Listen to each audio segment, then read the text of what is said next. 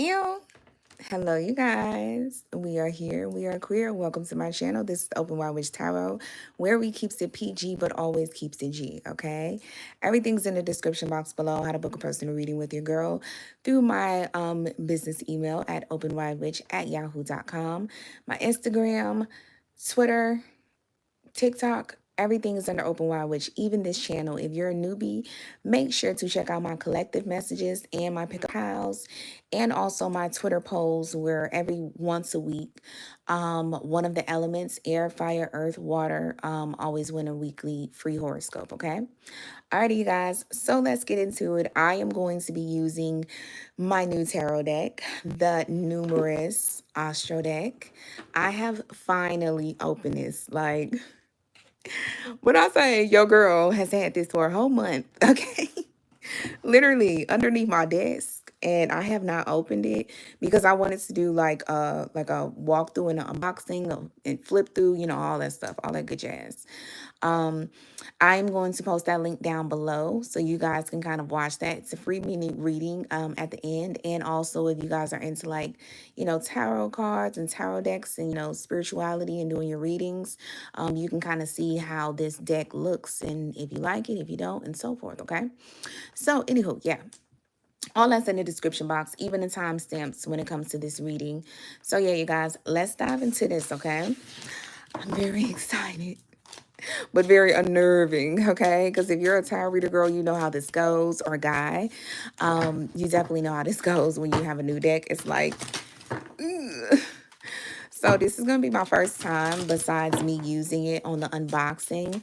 You know, the first time that I'm going to be using this deck, which is crazy because I've been wanting this deck for so long and I can't believe it. So you guys, okay, collective message. There might be something where you guys kind of, you guys didn't do something for a while. Like, I don't know if something was kind of put on pause because it's giving me the hangman energy. And it was something you guys really, really wanted, but you needed a pause or a break in order to get, like, spiritually stronger. Like me, I had to pause doing, you know, shuffling, well, doing these cards and stuff with this deck because I was like, I've always tell myself, I'm not going to use a deck until I do an unboxing with it, okay? Especially if it's a deck I feel like I want to really post. But I feel like it's something in regards to you guys, your outlook on something or how you're being viewed in regards to your family, okay? Your family might be kind of judging you a little bit harshly, or you might be wanting to really, really, I don't know, uphold some standard with your family. I'm not sure how it goes, but I feel like you guys, oh my God, let me tell you something.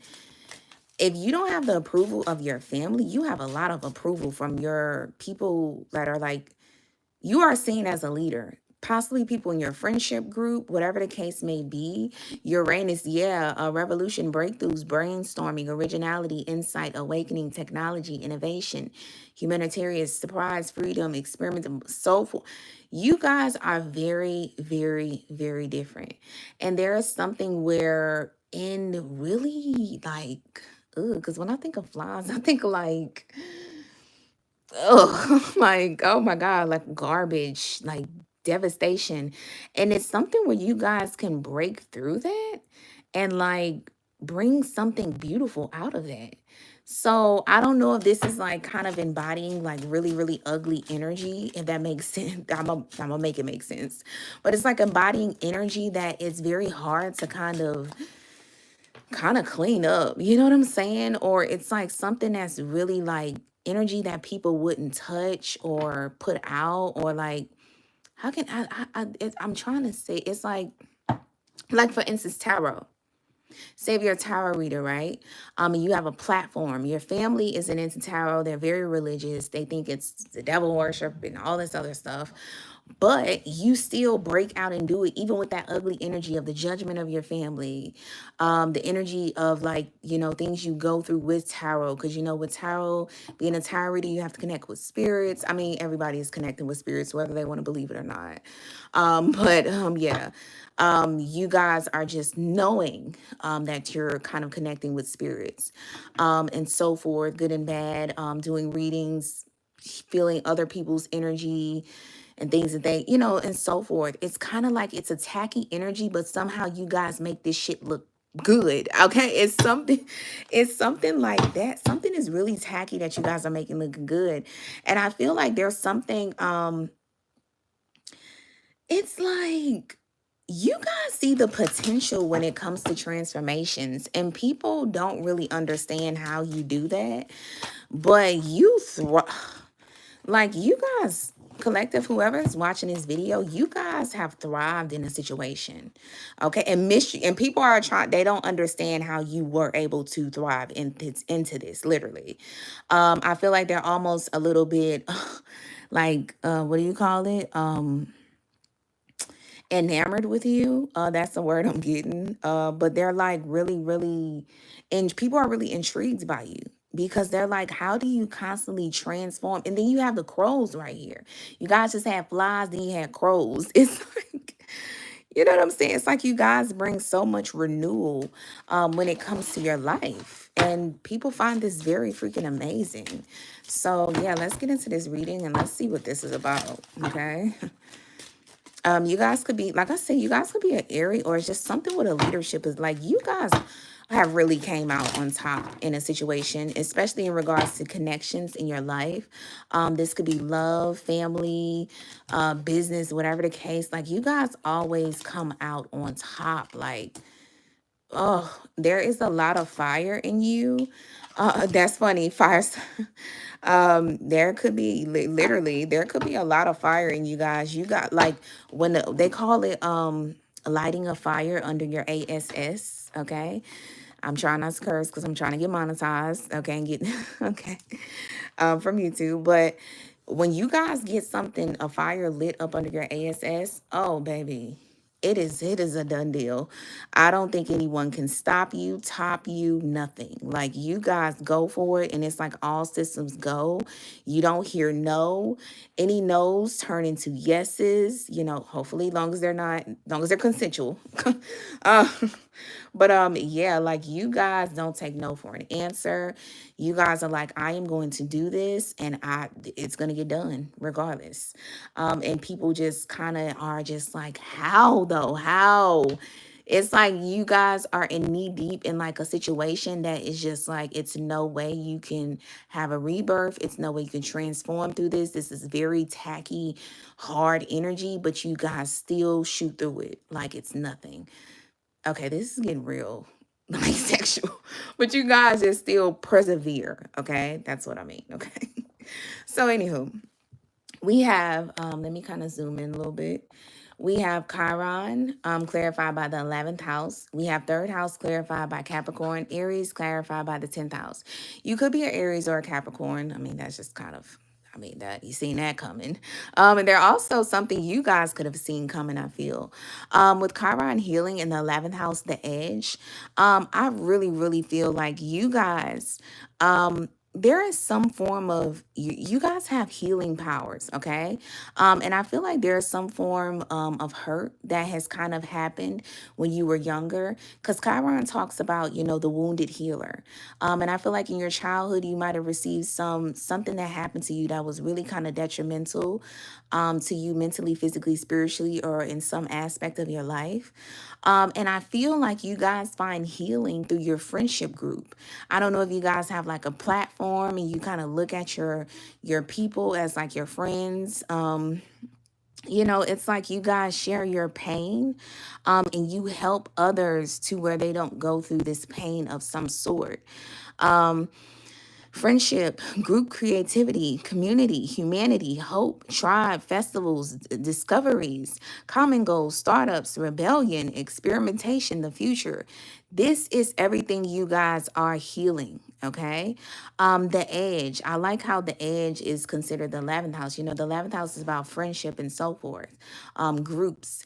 And I feel like you guys are kind of like living on the edge in regards to your healing. It's very interesting. It's like something you're doing that is helping others heal that kind of broke you. So yeah, you could just, like I said, you could just be a healer in some form or some way. Okay, this doesn't have to be something big like you do have a platform. This could be like you could just freaking talk to the youth. Okay, you can give someone a conversation when they're down, when the chips are down, a friend. But it's like kind of like a group activity though. The 12th house, surrender. Let me tell you something. People really people come to you somehow, some way when it comes to their fears, their subconscious mind, things that they can't really understand. And I feel like you're able to open people up pretty much in so many words. And people almost kind of like just surrender to your healing. This could be healing. You might heal people through being a lover, a friend, a mother. I don't know. You could be like have a mother's club. I don't know. But it's like people surrender to you because there's something very angelic about you guys, where you just kind of help people in regards to things that their subconscious mind has not unlocked in some form. And I feel like almost in a way, people come and talk to you. They express their fears, their deepest things. And if they don't, you kind of see through it, and you're able to see through these people and still help them. You know what I'm saying? And I feel like people, I'm not gonna lie, people shouldn't be looking at you like this, but they might kind of look at you as like, a very high ranking, and like maybe look at you as like the god. Maybe look at you as their mother. It's like, you know what I'm saying? It's like something, whoever hurt these people, whether it's a friend, whether it's a mother, whether it's a lover, whether they lost their faith in God, you always kind of give them that healing for those situations. And people kind of blur the lines of, oh, okay, God kind of gave up on me, but you didn't. Oh, my mom didn't give me this love, but you did. My father didn't give me this, but you did. You know what I'm saying? So that's the only thing about that is kind of like, ugh, okay. So third house clarified by the Capricorn, the boss.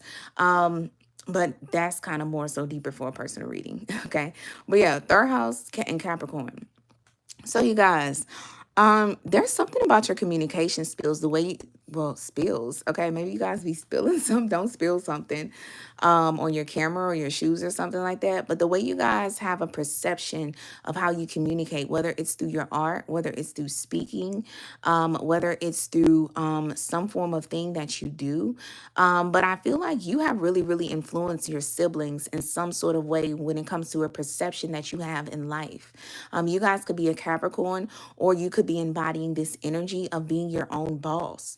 Okay, you guys could have shoes, you could sell shoes, you could take pictures of shoes, you could be a photographer, you could do artwork, whatever the case may be. But it's like you guys are in your own business. You know what I'm saying? You're kind of trying to do something in life, and I don't even feel trying. I feel like you are doing something in life where you're kind of showing people you don't have to work under nobody. You can be your own boss. And it's almost like, in a way, I think you want your family to kind of jump on that train of like, hey, we need to become bosses. We don't need to be workers. You know what I'm saying? And I feel like you guys might have broke a generational curse in regards to that.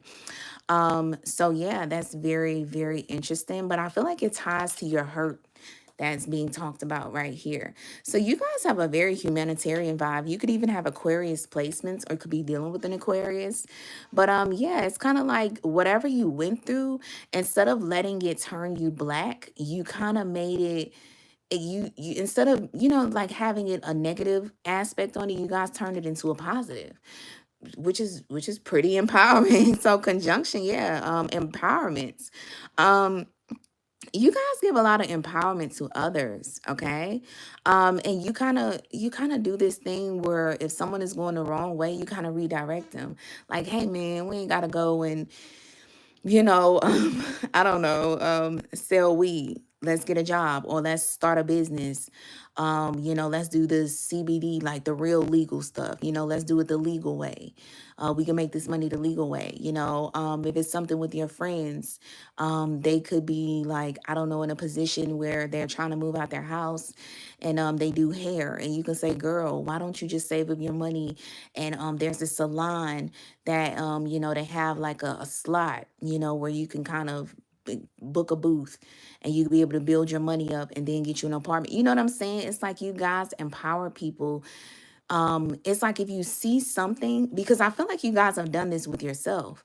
There's something that you notice you had a niche in to do something really good in and make money off of or be successful in some way. And I feel like the people around you, especially your family, when you see this in them, you kind of bring that out of them too. Like if you see one of your cousins or your brothers or sisters, they're singing and, you know, they're just playing, but they might sound good. And they're like, oh, I'm just playing. And you like, no, girl, you sound good. Why don't you start singing? You need to do vocal. You know what I'm saying? You guys give that energy. And I feel like people are really, really finding you empowering, not just for yourself, but for everyone around you. You know what I'm saying? It's like you guys have this energy of you can do it. Like, no, take it serious. You know what I'm saying? Like it could work out for you. And so forth. And people are really, really loving this about you. So Aries clarified by the 10th house. Like I said, the fire starter. That's very funny. I said you guys have a lot of fire, or I was about to say when I was saying that you guys could have a lot of fire placements in your chart or fire elements.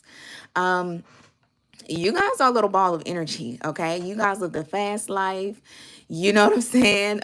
If not the fast life, you guys you're like, look, let's get it, let's go. Like you guys are on to the next thing, bigger and better.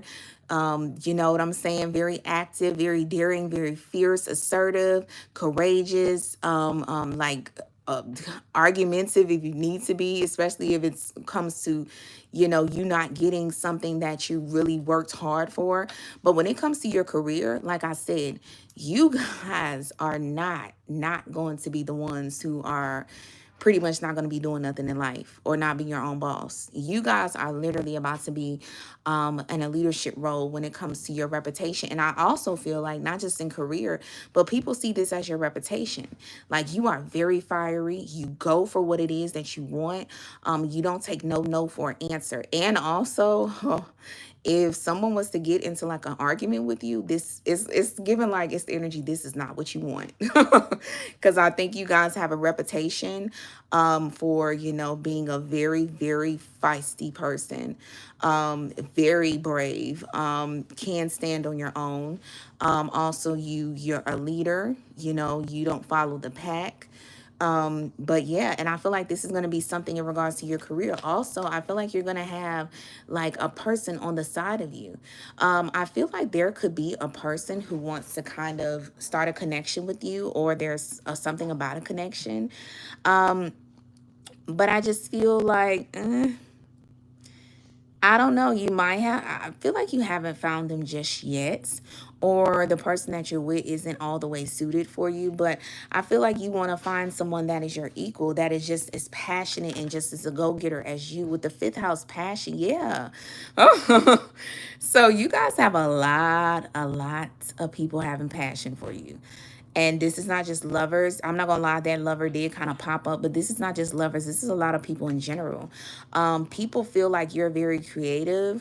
You're very fun. You're very just romantic.